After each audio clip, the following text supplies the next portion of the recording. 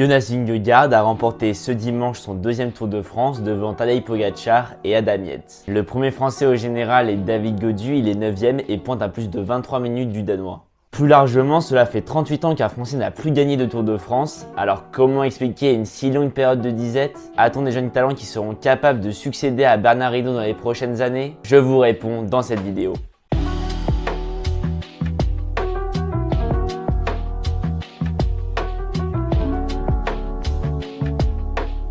Bonjour à toutes et à tous, c'est Charles de la chaîne Passion Sport et je suis très content de vous retrouver pour une nouvelle vidéo aujourd'hui.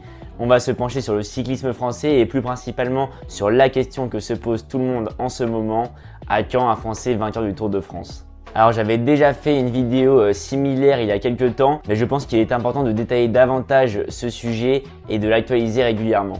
Avant que la vidéo ne commence, n'hésitez pas à vous abonner, c'est super important pour la chaîne et ça vous permet de ne pas rater nos prochaines vidéos. On commence directement par un rapide bilan de ce Tour de France. Pour ceux qui auraient vécu dans une grotte lors de ce Tour de France, c'est le Danois de la Jumbo-Visma Jonas Vingegaard qui a remporté la 110e édition de la Grande Boucle. Pendant 2 semaines, on a vu une superbe bataille entre Tadej Pogačar et Jonas Vingegaard, mais tout a basculé lors du début de la 3e et du contre-la-montre entre Passy et Combloux, où le Danois a claqué un contre-la-montre totalement fou. Le lendemain, Tadej Pogačar craquera totalement dans le col de la Lauze et finira à plus de 7 minutes de Jonas Vingegaard.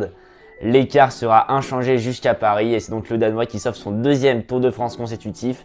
Il égalise donc à 2 partout avec Tadej Pogačar.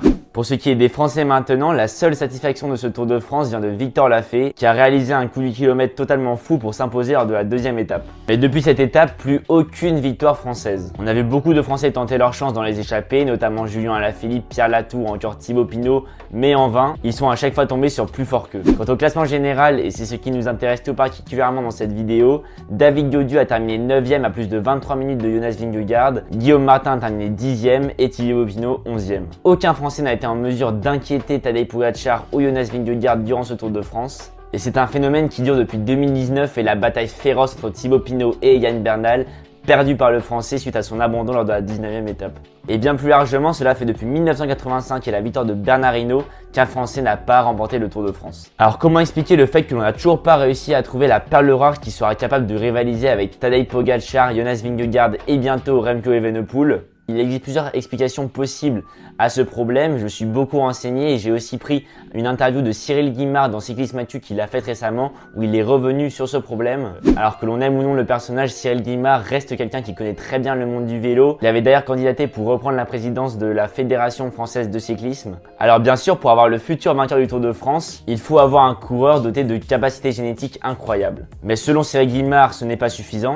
Pour lui, il est primordial de commencer à recruter très jeune. Les équipes françaises comme FDJ ou AG2R commencent à recruter dès l'âge de 17 ans, 18 ans en junior. Mais selon lui, ce n'est pas assez tôt. Il faudrait pouvoir recruter beaucoup plus tôt ces jeunes coureurs pour pouvoir mieux les encadrer. Le deuxième problème important qu'il souligne est le manque de popularité du cyclisme chez les jeunes. Il prend un exemple qui est assez vrai à mes yeux. Quand un jeune peut choisir entre faire du foot, faire du rugby, faire du hand ou faire du cyclisme, il est quand même très rare qu'il décide de faire du cyclisme. On peut d'ailleurs observer une baisse du nombre de licenciés ces dernières années. On est passé de 117 000 en 2018 à 102 000 en 2021. Il faudra donc redonner un certain désir chez les jeunes de faire du vélo. Enfin, et c'est une question que je me pose personnellement, ne devrait-on pas laisser nos pépites partir dans les grosses équipes étrangères comme la Jumbo-Visma, UAE Team Emirates ou encore la Ineos? Aujourd'hui, on le sait, les équipes françaises ont quand même beaucoup moins de moyens que la plupart des équipes étrangères et cela joue dans la performance des coureurs. On n'a qu'à le voir chez Julien Alaphilippe qui est à la Soudal Quick-Step depuis une éternité et qui a été 2 fois champion du monde. On peut aussi observer la métamorphose de Christophe Laporte quand il est passé de Cofidis à la Jumbo-Visma.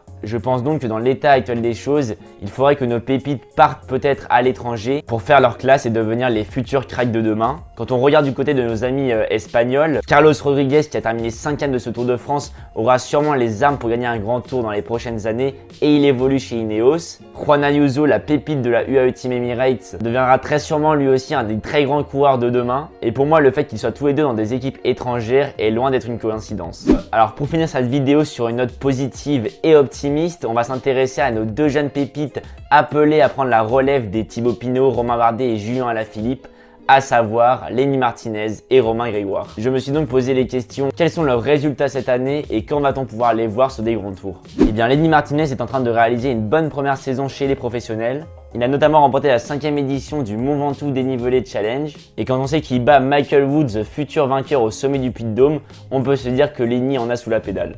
Par la même occasion, Lenny Martinez a battu le record de la montée la plus rapide du Mont Ventoux dans sa portion la plus difficile entre le chalet Reynard et le sommet. Il bat le record de Jonas Vingegaard établi en 2021 de plus de 20 secondes, ce qui est quand même un très bon indicateur pour l'avenir. Pour ce qui est du reste de sa saison, on devrait le voir sur le Tour d'Espagne qui aura lieu du 26 août au 17 septembre. David Gaudu et Thibaut Pinot n'étant pas présents au départ, on devrait voir Lenny Martinez endosser le rôle de leader d'une très jeune équipe de la Groupama FDJ. Pour ce qui est de Romain Grégoire, lui aussi sera au départ de la Volta. Au début de saison, il a terminé 8ème des Strade Bianche, l'une des classiques les plus importantes de l'année. Il faut d'ailleurs rappeler qu'il a dû rouler pour son leader Valentin Madouas qui s'était classé 2ème de l'épreuve, donc on peut même se dire qu'il aurait encore pu faire mieux que cette 8ème place. Le Nati de Besançon a ensuite remporté une étape des 4 jours de Dunkerque et le classement général de l'épreuve. Il est quand même trop tôt pour savoir si Lenny Martinez ou Romain Grégoire remporteront un jour le Tour de France, surtout quand on voit la concurrence et notamment le Belge Sian Usdebroet qui a l'air très fort. Mais il faut garder espoir, encourager ces jeunes et voir si l'avenir leur sourira. On arrive donc à la fin de cette vidéo, n'hésitez pas à la liker si elle vous a plu. N'oubliez pas de vous abonner et de rejoindre tous nos réseaux à savoir Instagram et TikTok. Je vous dis à très bientôt pour de nouvelles vidéos sur Passion Sport. C'était Charles pour Passion Sport.